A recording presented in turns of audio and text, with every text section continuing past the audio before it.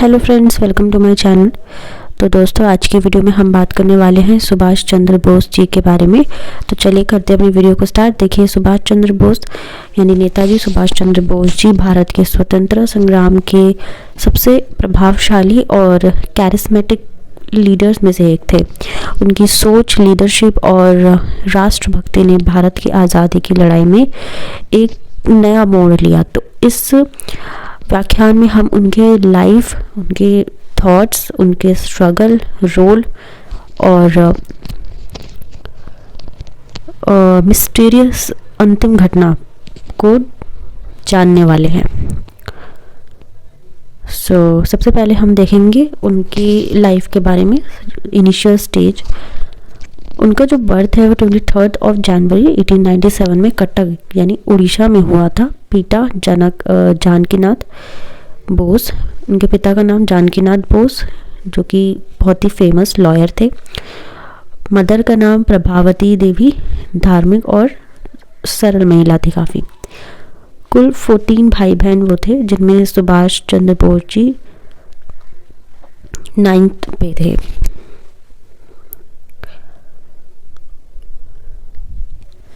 Education और intellectual development, देखिए उनकी जो प्राइमरी एजुकेशन है वो कटक के प्रोटेस्टेंट यूरोपियन स्कूल में हुई। माध्यमिक शिक्षा रिवनशॉ कॉलेजिएट स्कूल में हुई। 1913 प्रेसिडेंसी कॉलेज कोलकाता फिलॉसफी की पढ़ाई उन्होंने की। 1919 में कैम्ब्रिज यूनिवर्सिटी से इंडियन सिविल सर्विस ICS की एग्ज़ाम उन्होंने पास कर ली थी। 1921 में ब्रिटिश गवर्नमेंट के लिए काम करने से मना कर दिया था और स्वतंत्रता संग्राम में शामिल हो गए थे वो।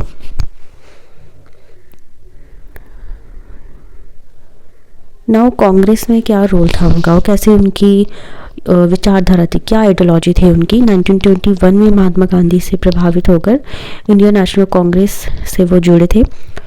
चित्तरंजन दास उनके राजनीतिक गुरु बने। 1923 में ऑल इंडिया यूथ कांग्रेस के अध्यक्ष भी वो बने। इसके अलावा 1923 में ऑल इंडिया यूथ कांग्रेस के अध्यक्ष भी बने। 1930 के दशक में उनकी सोच और गांधी जी की सोच में डिफरेंस दिखाई देने लगा, यानी कि दोनों में थोड़ी क्लैशेस भी दिखे।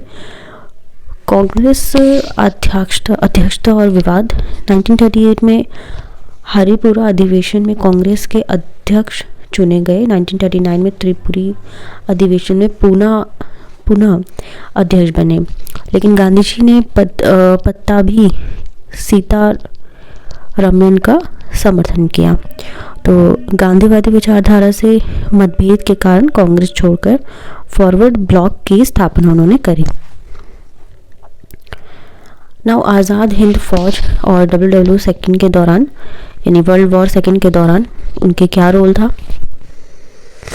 तो देखिए, 1941 में कोलकाता से अफगानिस्तान और फिर जर्मनी वो पहुंचे। हिटलर से मिले, लेकिन जर्मनी से पूरा समर्थन नहीं मिला। 1943 में सबमरीन के जरिए जर्मनी से जापान गए। जापान ने उनका समर्थन दिया और आज़ाद हिंद फौज का नेतृत्व किया। नव आज़ाद हिंद फौज की स्थापना और संघर्ष, 1943 में सिंगापुर में आज़ाद हिंद सरकार की स्थापना। तुम मुझे खून दो, मैं तुम्हें आज़ादी दूंगा का नारा भी दिया। रास बिहारी बोस से आज़ाद हिंद फौज का नेतृत्व लिया। 1944 में भारत पर हमला, अरकान, इम्फाल और कोहिमा की लड़ाइयाँ। जापान की हार के बाद फौज कमज़ोर पड़ गई थी। सुभाष चंद्र बोस का रहस्य और विरासत को थोड़ा सा देखते हैं। देखिए, 18 अगस्त 1945 को ताइवान में विमान दुर्घटना में मृत्यु होने का दावा किया गया है कि एरोप्लेन क्रैश की वजह से उनकी डेथ हुई, लेकिन उनकी डेथ पर कोई भी कई संदेह बने रहे, कई डाउट्स थे कि नहीं, ऐसा नहीं हुआ, कोई प्लानिंग थी, कोई साजिश थी, बहुत सी चीज़ें हैं। कुछ लोगों का मानना था कि वो सोवियत रशिया में थे। गुमनामी बाबा यानी गुमनामी बाबा से जुड़े रहस्य भी काफ़ी सारे हैं यहाँ पे। इसके अलावा नेताजी बोस जी की विचारधारा आज भी प्रासंगिक है। उनकी कोशिशों से ब्रिटिश गवर्नमेंट पर दबाव पड़ा और स्वतंत्रता संग्राम को बहुत ही तेज़ी मिली, यानी गति मिली। आज भी उनका नेतृत्व, बलिदान और राष्ट्रभक्ति युवाओं के लिए प्रेरणा स्रोत है। सुभाष चंद्र बोस जी एक महान स्वतंत्रता सेनानी ही नहीं बल्कि एक दृढ़ संकल्प वाले नेता थे। उनकी विचारधारा और संघर्ष हमें ये सिखाते हैं कि लक्ष्य प्राप्ति के लिए मुश्किल